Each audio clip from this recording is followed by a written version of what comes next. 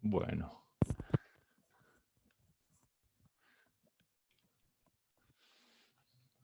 Compartir.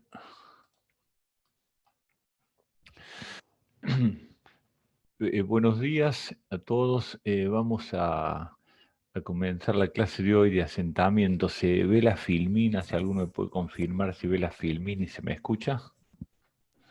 Sí, profe, se ve y se escucha. Bien, bueno, gracias. Bueno, vamos a esperar un minuto más que se integre algún otro alumno y ya vamos a comenzar.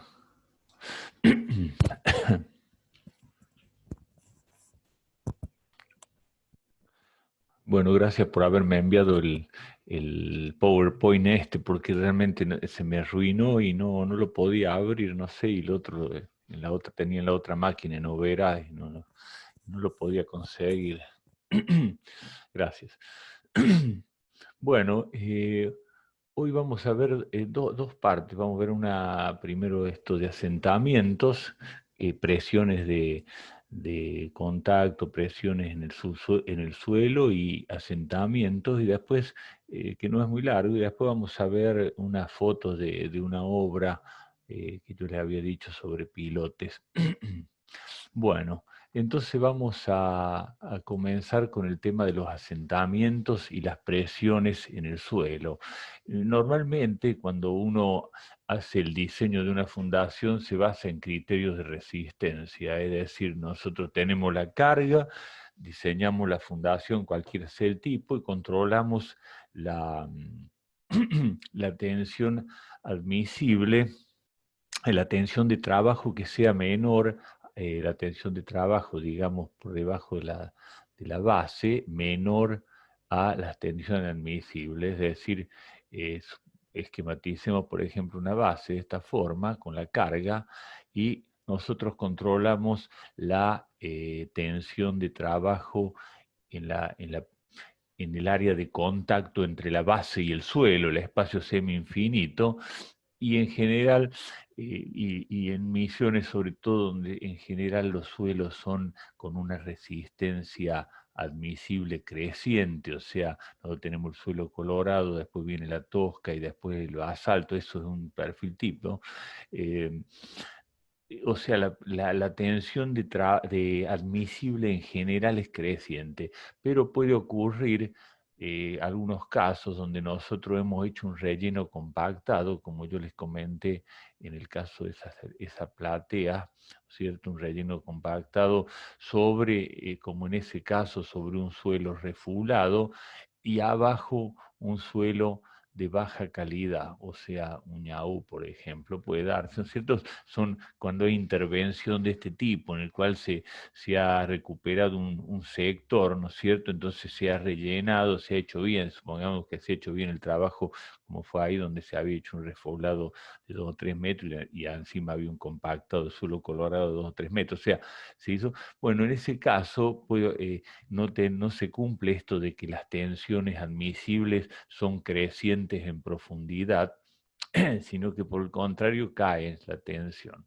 Bueno, en general el criterio es ese, se resuelve dimensionando la fundación con un criterio de resistencia en el estrato donde está sentada la base. Y entonces, y ahí en general queda dimensionado, se conoce el perfil geotécnico, una vez que vemos que es con tensión creciente, es válido esto. Ahora, puede ocurrir casos como el que vimos, en el que el suelo no cumple con el estrato ese donde vamos a sentar la base, no cumple con esa característica. De todas maneras, aunque lo cumpliera, se puede trabajar con criterio de formación.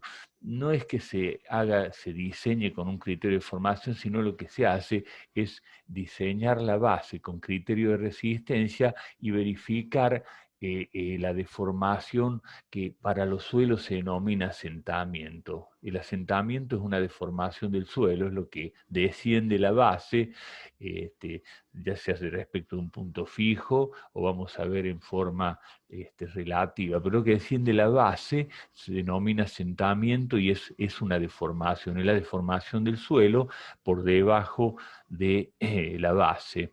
Puede deformarse algo la base si es una base elástica también, pero acá lo que nosotros estamos estudiando es lo que realmente impacta en el asentamiento y es la deformación del suelo. Entonces normalmente lo mismo se hace igual que con el diseño de una viga, hacemos con un criterio de resistencia y controlamos la deformación, que sería una condición de servicio.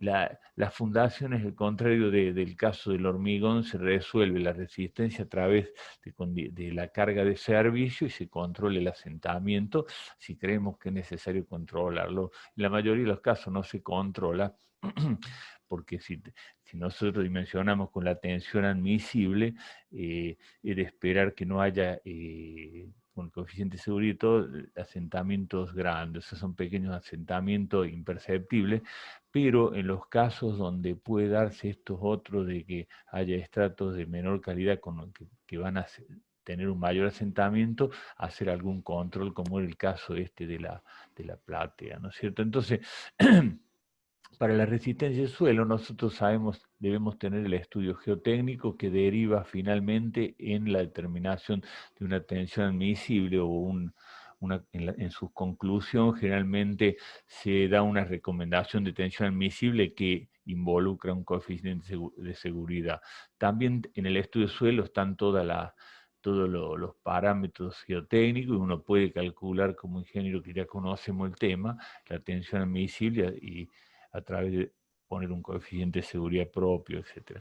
Y también podemos controlar los asentamientos siempre y cuando el estudio geotécnico tenga los parámetros que necesitamos, que ya son otros parámetros, porque a veces se hace un estudio de suelo, pero no se pide los parámetros para determinar el asentamiento, como puede ser el módulo elástico o el coeficiente K, que es el módulo elástico en general, a través de ensayo triaxial, o se hace en un punto y nosotros necesitamos en otro, en fin, no conocemos lo que necesitamos. Es decir, si nosotros queremos sacar el asentamiento, debemos tener en el punto que queremos analizar, en la zona que queremos analizar, los parámetros geotécnicos. De todas maneras, si uno quisiera estudiar el asentamiento, conviene hablar con la gente que está en el tema en geotecnia y hace este tipo de trabajo y en conjunto determinarlo, porque los que están en geotecnia tienen por ahí un poco de experiencia, mayor experiencia en el cálculo de asentamiento. Entonces, esto es un cálculo de asentamiento, debemos contar con parámetros geotécnicos y si queremos un auxilio o ayuda de un especialista en suelo. Pero ya el estudio de suelo tiene que estar, si lo vamos a hacer nosotros, tiene que estar direccionado a que vamos a calcular los asentamientos, ¿no es cierto? Como en el caso de, vuelvo a repetirse, La Plata, donde se hizo un sondeo y se sacó el tema. De todas maneras, el cálculo de asentamiento, en ese caso lo hice cuando hice el cálculo estructural, ¿no es cierto? Bueno,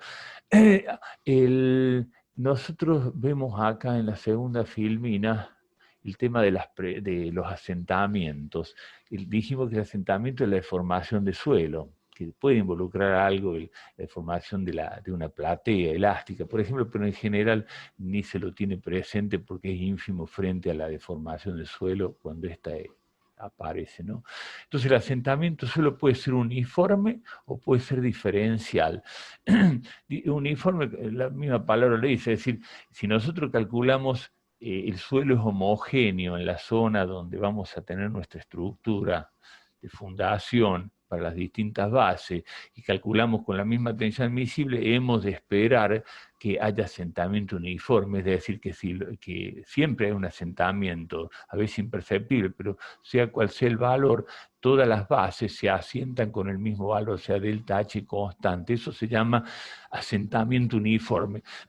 Se va a dar cuando el suelo es uniforme en todo nuestro sector donde estamos calculando la distinta base, y por otro lado calculamos con un criterio de igual tensión de trabajo, ¿no es cierto? Porque si tenemos un suelo homogéneo, pero una base la calculamos con tensión de trabajo queda dimensionada de 1,5, la otra 1,3, 1,1, bueno, están alrededor de la tensión admisible, no habría variación, pero si hay mucha diferencia podría darse que ya no sea uniforme. Es decir, porque a veces ocurre que tenemos cargas de 200 toneladas, 220 toneladas, 150, y dimensionamos la tensión admisible, pero después empezamos a homogeneizar los tamaños, porque no podemos poner 20 tamaños de base porque volvemos loco al constructor. Entonces, por ahí los acercamos, decir, bueno, tomamos 250 para estas 6, aquellas 2 metros, distintos valores, pero no debemos exagerar con ese redondeo para que nos quede más o menos dentro del entorno de la tensión admisible y los asentamientos esperados sean uniformes.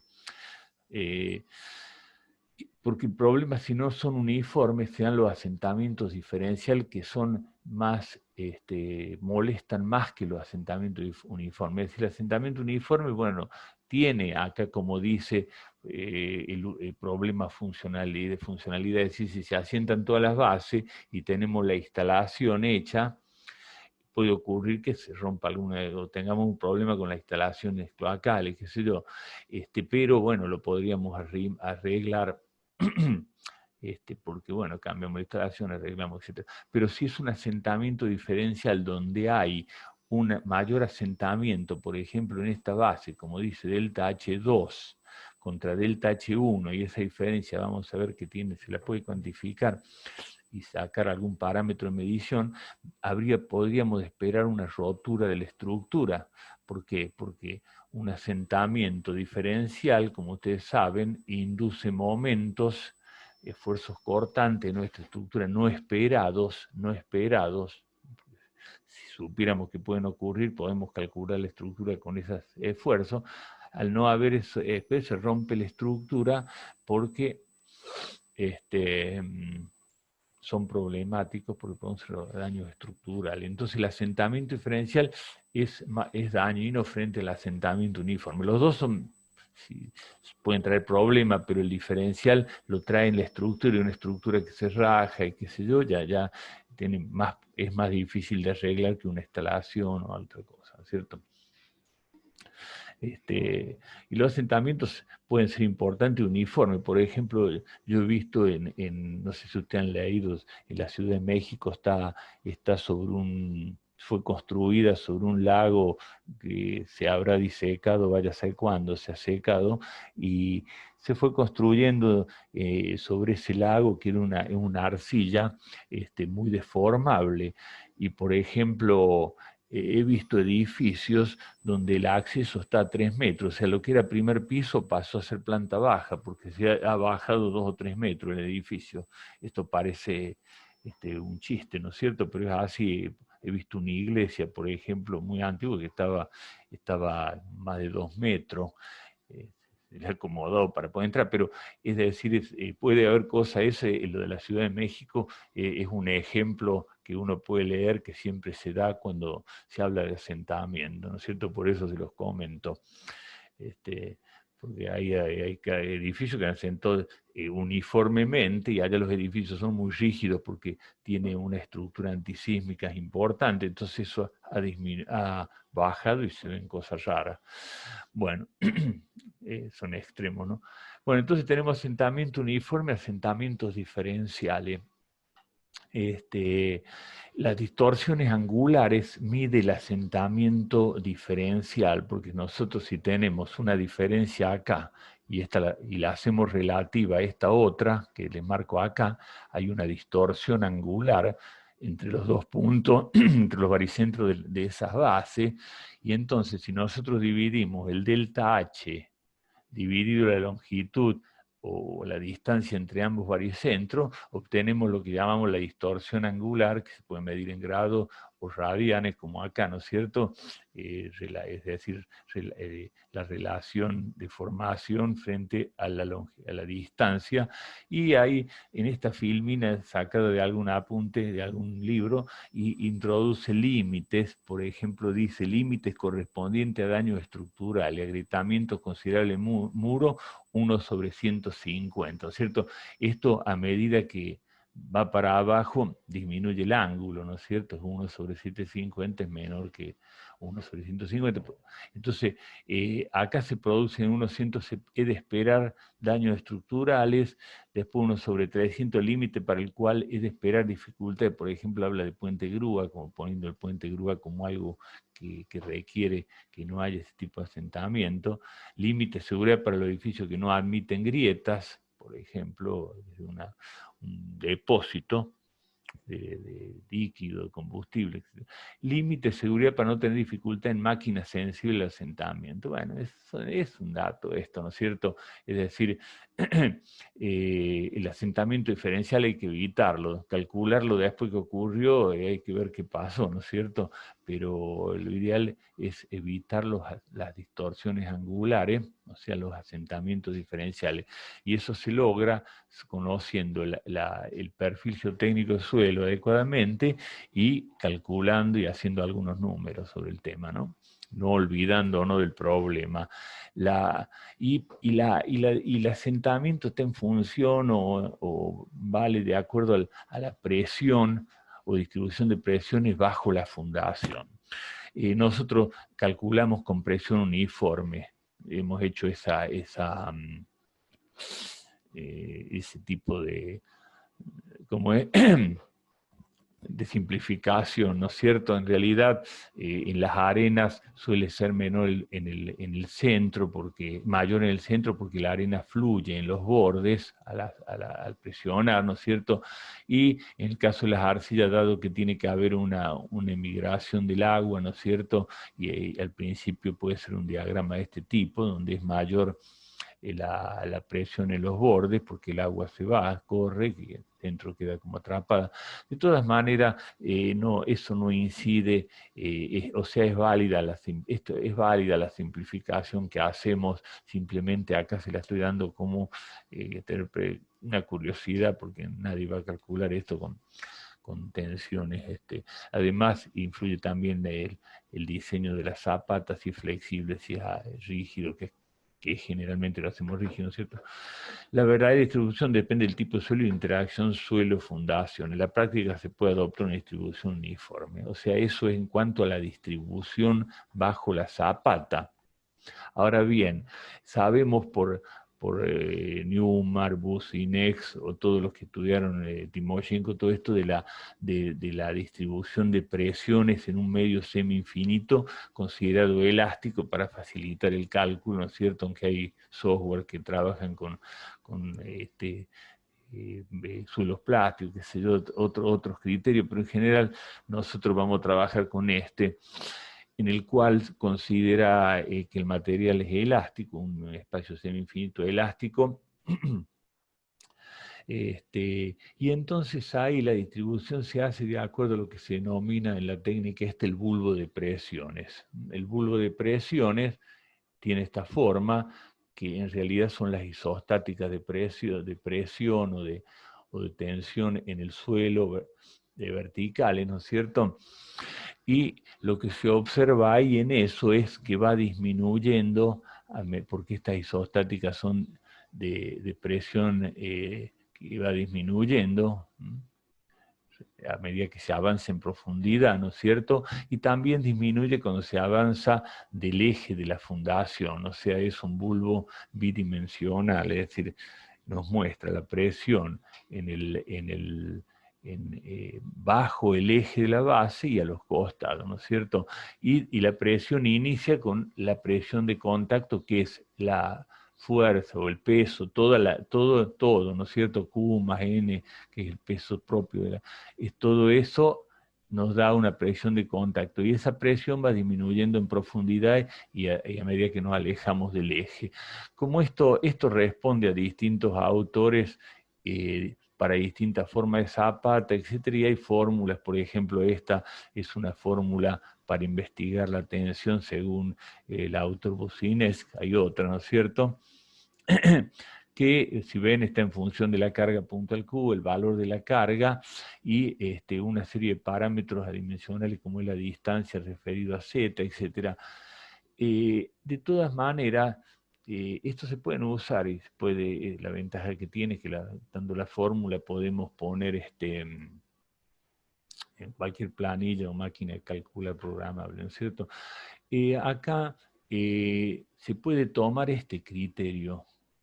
Yo generalmente si voy a hacer esto, tomo este criterio que funciona más o menos bien, está dentro de eso y no tenemos que tener con la fórmula, que es que por cada metro, o sea, la pendiente del bulbo en los bordes, es decir, la presión va disminuyendo en la relación 1-2, es decir, la pendiente.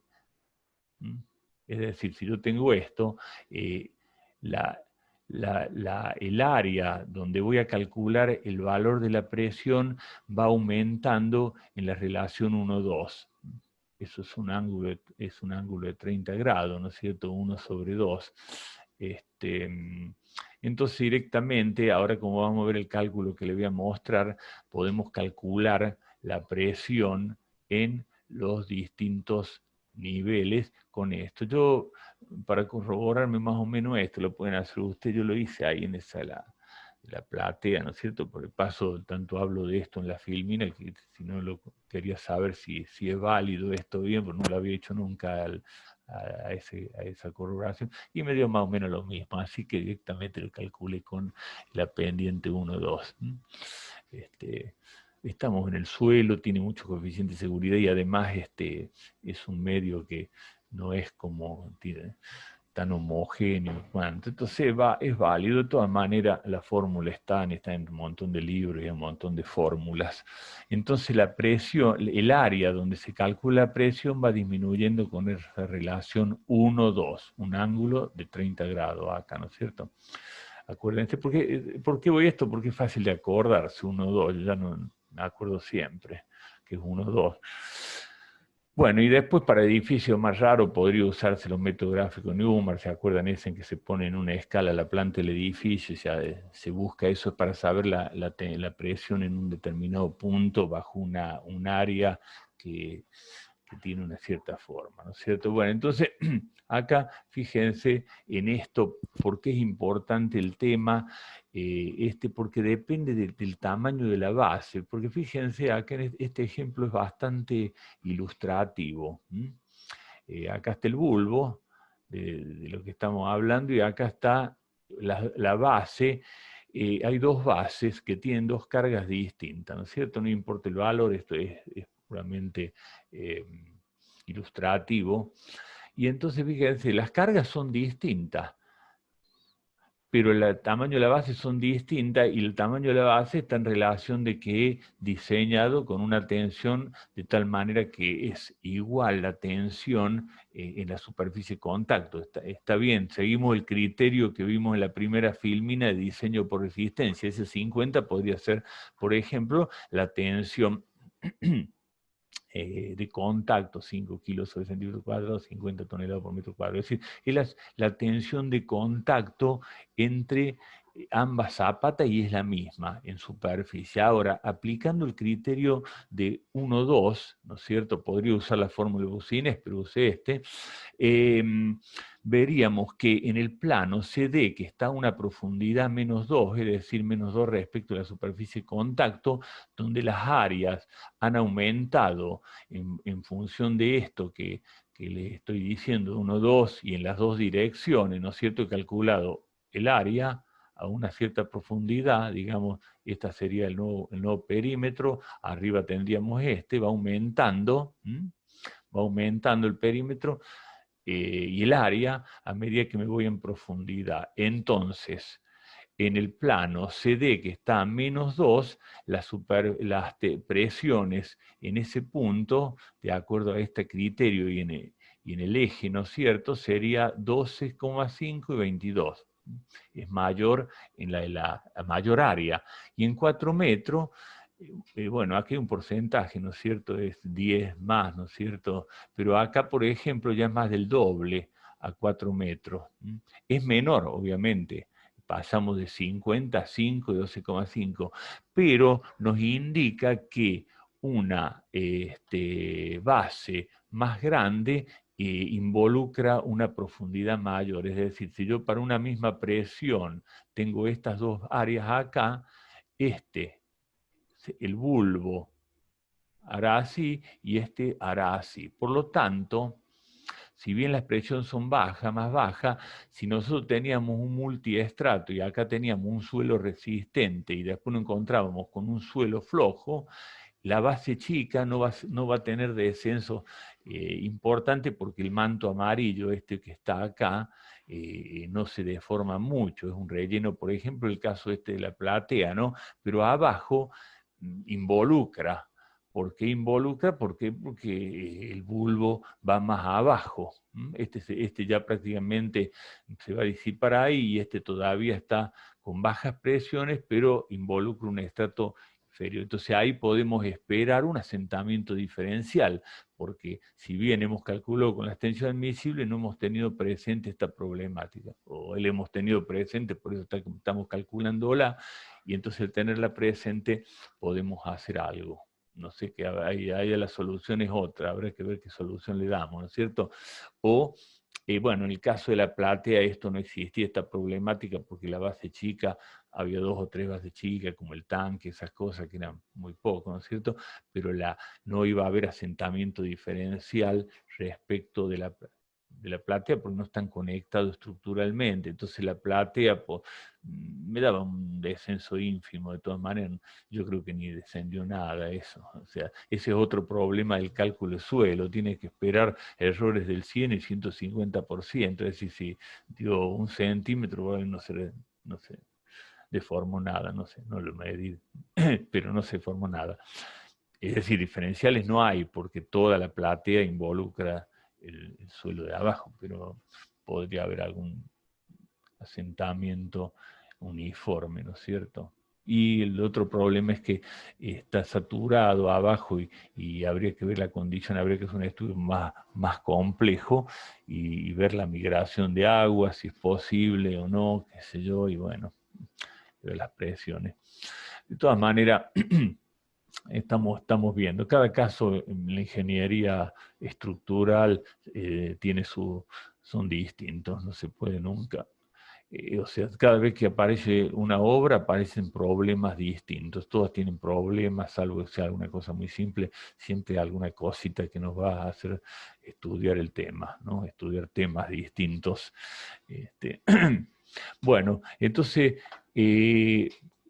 causas de asentamientos y asentamientos diferenciales, ¿no es cierto? Por ejemplo, fíjense cómo podría darse el problema. Estas dos bases son iguales, estoy analizando este caso, las dos bases son iguales, pero acá tenemos una lenteja deformable, que le llama lenteja deformable, lo saqué de ese apunte,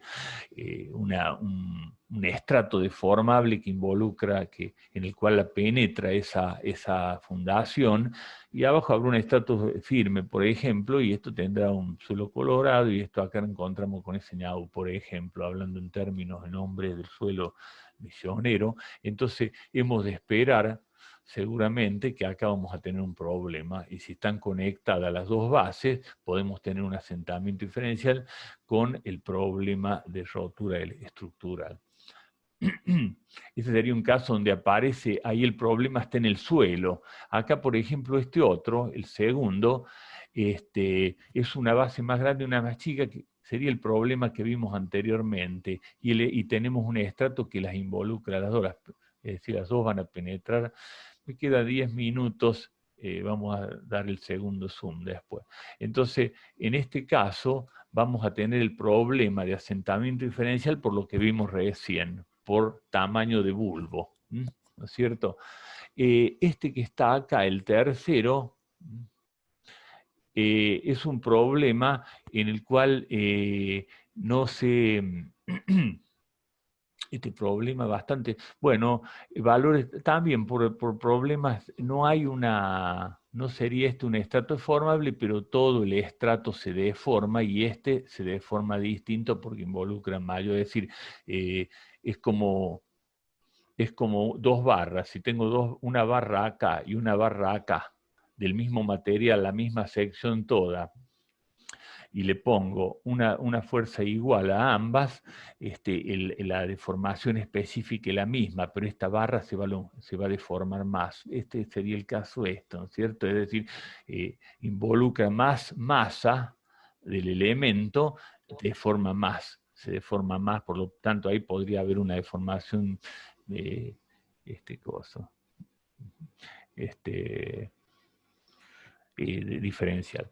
Y acá hay otro por problemas del diseño estructural, el que está acá por la tipología. Esto se puede dar, hay que tener cuidado. Le digo porque a mí me pasó en una vuelta que tenía ese tipo de estructura donde acá hacía así y acá había como un arroyo y hay roca. Y esto debo fundar acá. Bueno, la verdad que ahí no era tanto problema porque la estructura no estaba tan conectada, digamos, pero hay que tenerlo presente, ¿no es cierto? Que acá podemos tener un asentamiento. Esto se da en los bordes de los ríos, de los arroyos, donde normalmente hay suelo, un manto de suelo, que aparte hay que cuidar que si es arena no fluya, como el caso ese que yo le estoy comentando ahí de Ituzaingó, donde es una base de una edificación y hay que cuidar que con el tiempo la arena no fluya, porque entonces podemos tener problemas. Siempre hay que ver todos esos problemitas que pueden aparecer de erosión de la base, que no hemos hablado mucho acá, casi nada, pero que nosotros calculamos la base y tiene que mantener las condiciones a lo largo del tiempo. Si tenemos una erosión del sustrato por debajo de la base, vamos a tener un problema que hay que solucionar, ¿no es cierto? Entonces, en ese caso, por ejemplo, la base, le hicimos un muro de sostenimiento ya antes, ¿no es cierto? Sabiendo para que no hubiera problema de fluencia del suelo, de esas arenas, a veces son limosas, qué sé yo, pero a veces fluyen, ¿no? Entonces, quizá no hubiera fluido nada si se pone césped, que si no, no fluye tanto y listo. Pero bueno, hay que tener presentes para ver todas estas cositas que pueden aparecer. Bueno, el asentamiento por superposición, yo siempre lo daba acá esto, pero esto está mal, esto está inclusive, a veces en los libros dice, porque habla de que si hay bases una con otra, se superponen y entonces la presión acá,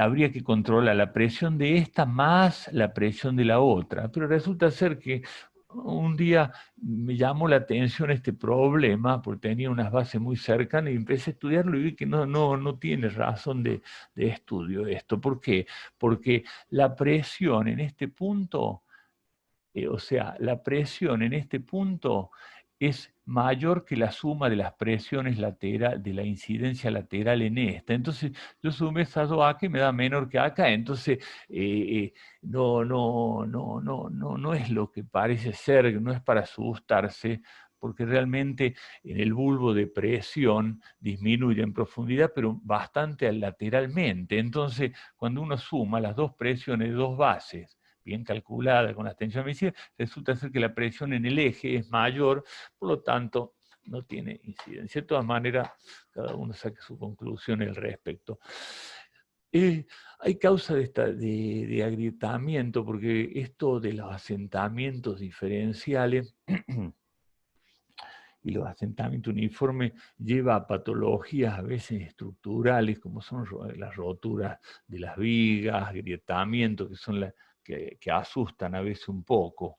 Ahí, por ejemplo, una vez en la Facultad de Arte teníamos una base, hicieron un entrepiso y resulta que ese entrepiso era muy pesado porque empezó a cargar cosas y eso se hizo sobre el suelo, se puso una basecita y eso resulta que hizo de que hubiera un asentamiento respecto de otro punto y se formaran grietas. No es el caso este que le estoy citando, lo que le quiero decir que a veces las grietas asustan mucho, porque empieza a aparecer una grieta en un techo, en una pared, y bueno, ahí ya hay todo un tema que es el estudio de por qué se agrieto y la patología de la construcción. Acá nos referimos a problemas que pueden aparecer si se nos presenta ciertas grietas y que son debido a que si bien la estructura se calculó bien, qué sé yo, aparecen porque en su interacción construcción-suelo, hay algún tema de estos. Por ejemplo, si nosotros tuviéramos un suelo, y son esquemas esto, ¿no es cierto?, en el cual hay roca y acá hay suelo colorado, podría ser o arcilla, algún tipo de suelo deformable, hemos de esperar alguna cosa de esta, porque acá va a haber asentamiento, acá va a haber asentamiento y acá va a ser poco, entonces la estructura va a intentar. Cada una de estas figuras tiene su explicación, después te pueden leerla un poquito y trato de que se entienda, ¿no es cierto? Acá es al revés, si las fisuras están abajo, aparece así, bueno, por la estratigráfica vemos que es más deformable, hay otro caso en el que podría darse así. Por ejemplo, se ve a veces que abajo de las columnas aparecen desde el borde de abajo de la columna, aparece una fisura acá.